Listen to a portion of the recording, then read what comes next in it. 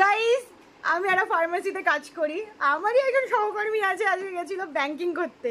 তো ব্যাংক থেকে ওকে জানিয়েছে 10 টাকার নোটটা একটু ছেঁড়া ফুটো ছিল, ওটাকে তাপ্তি করতে। এই যে সেই 10 টাকার নোটটা ও খুব সুন্দর তাপ্তি করেছে।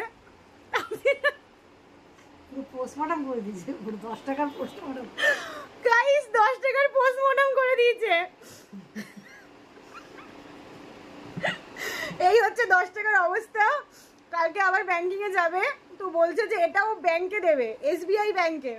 তো এসবিআই ব্যাংকের যারা আছেন তাদেরকে আমি জানাতে চাই, আপনারা কি এটা নিতে ইচ্ছুক? এটা আপনারা নিয়ে নেবেন তো? দায়িত্ব কিন্তু আপনাদের, আপনারা বলেছেন তাপ্তি করে নিয়ে আসতে। আপনার কি বক্তব্য? আমার কোনো বক্তব্য নেই, ফেরত নিলেই হলো। আর ওই যে সেই ব্যক্তি কাকস্থান করে এসেছে ভিজে ভিজে। আমার বক্তব্য 10 টাকাটা কোথায় অ্যাক্সিডেন্ট হয়েছিল?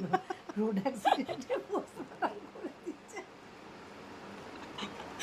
আপনি কি বলতে চান এই এত সুন্দর পুজোর প্যান্ডেলটা যে আপনি করেছেন, এটাই আপনার কি বক্তব্য? জনতা জানতে চায়।